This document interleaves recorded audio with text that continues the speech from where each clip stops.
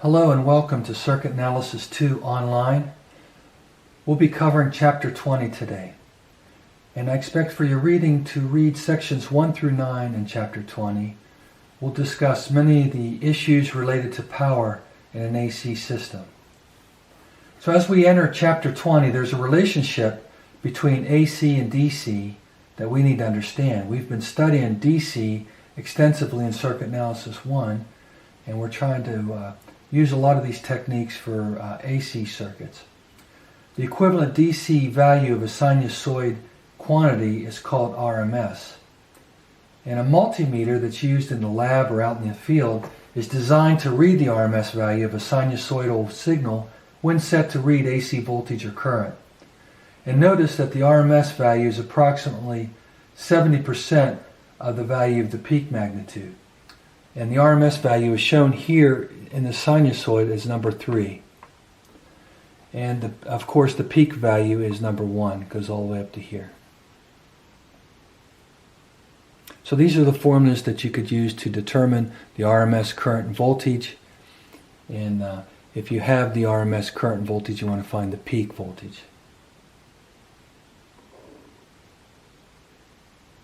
And we've learned from DC circuits that power delivered to a load is power equals volts times current. But for AC, power gets a little more complex. We can derive the formula using the RMS values, knowing that the square root of 2 times the square root of 2 equals 2. And also it should be noted that the cosine of the angle in this formula is called in textbooks the power factor. And many textbooks just use the term theta, but I broke out theta into voltage minus current.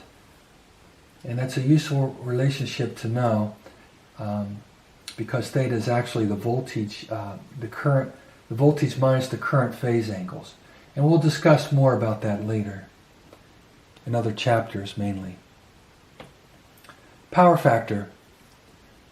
Because AC can have a phase difference between voltage and current, the cosine of the angle is the power factor, is an important aspect and can have a substantial effect on the value of power that you compute. Cosine of the angle can be typically between 0 and 1. If it's a purely resistive load, there's no phase shift. Cosine of 0 equals 1. So purely resistive load, there would be no phase shift there, and power factor has no effect. However, power factor comes into play when we have reactive loads, and typically out in the world with AC, with machines and coils of wire and all that stuff, we do have reactive systems, and so that will give us a value closer to 0 when we have a cosine of an angle.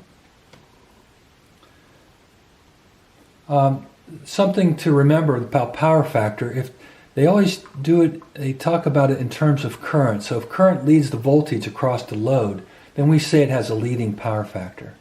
And we know that capacitive loads, the current leads the voltage. And if current lags the voltage across the load, it's a lagging power factor. In inductive loads, current lags the voltage. This is because it takes time for the current to go through that coil of wire, and it takes time for a capacitor to charge up, the voltage to charge up. That's why the current leads in a capacitive load and current lags in an inductive load.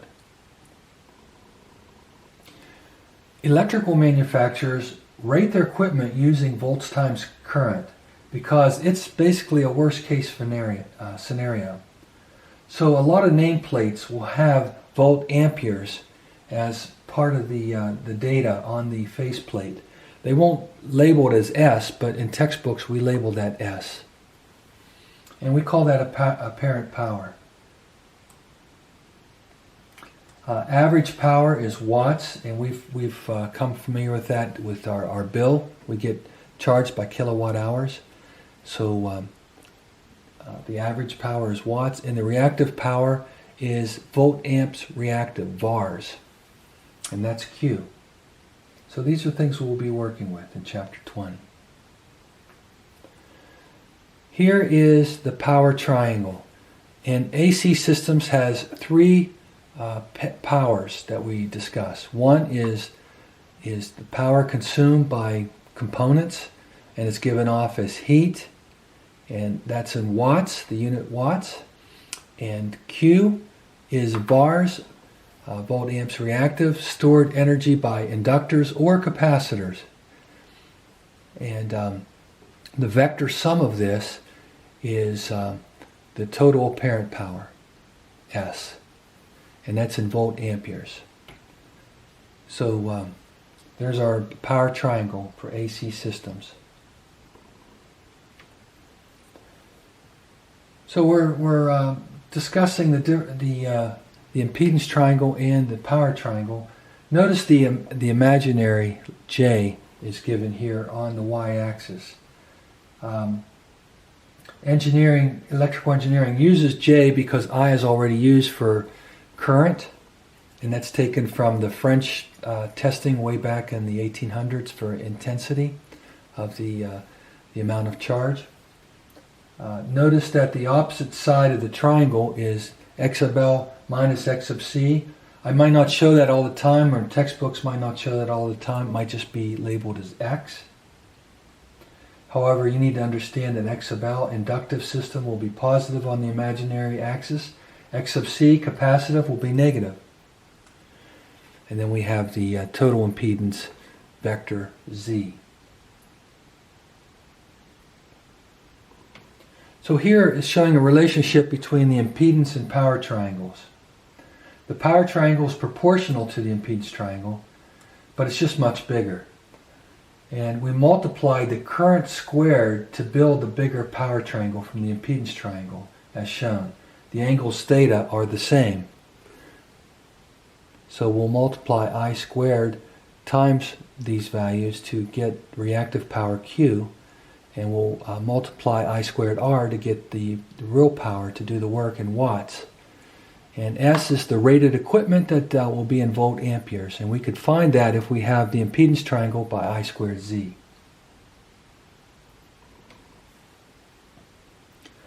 The trig formulas are valid here, and the power factor can be solved in a number of ways as shown.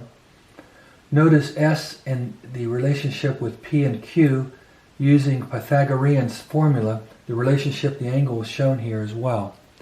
So here's a lot of things that you need to know to be able to compute, to go between the power triangle and the impedance triangle. And here we're showing it again, showing the detail. This page is key really to helping you do your homework at the end of this chapter. So, and what's not listed here, you could also use the sine of theta, and that would be X over Z, or it could be Q over S, depending on what you have. And I expect everyone should be able to move between polar and rectangular coordinates. And if you forgot how to do that, look at chapter 14 in your textbook. But here's a lot of formulas that you can use in detail to go between the power triangle and the impedance triangle. Let's do an example, and let's understand the principle we've been learning so far. So we're given this circuit. We have 440 volts AC signal. We have a couple components, and we've already converted them. At least the X sub L here has been converted from knowing it's the angular velocity times the inductor to give us 120 ohms. So we have everything's in ohms here. We have apples with apples and oranges with oranges. So we have a 100 ohm resistor, 120 ohms given off by this inductive reactive component. So, and we want to find current in the circuit, and they should be the same going through both components because it's a series circuit. We want to draw the impedance and power triangle. We want to find the real power, the Q, the VAR, volt amps reactive power, and we want to find the apparent power and the power factor. So we know everything about the impedance triangle except for Z.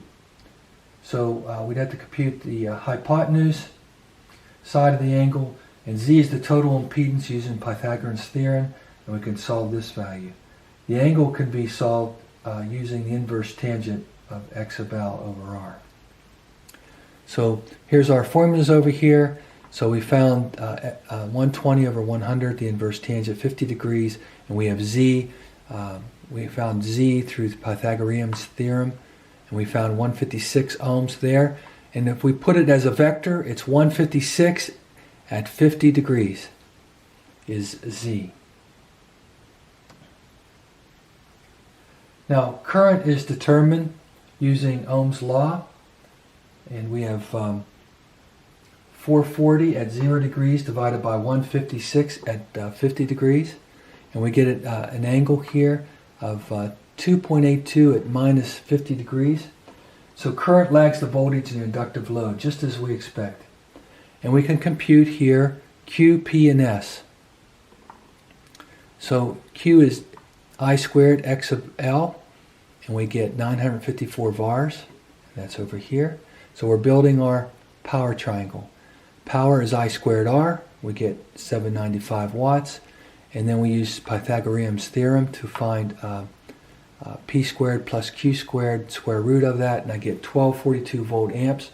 And the power factor, since we already found the angle is 50 degrees, is, and we know it's this angle here is going positive, Q is positive, and we put 50 degrees in there, and we get 0.64 as our power factor for that circuit. So we found everything that was required. So here's an overview of definitions that you can stop the video and review for clarification at your leisure.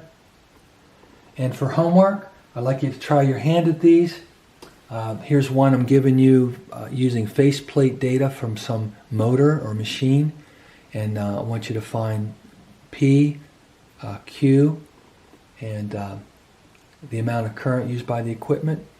And I'd like you to also try the problems 5, 7, and 13 in your textbook in chapter 20 and finish this by April 7th. Keep it in a folder for your review. And until then, arrivederci.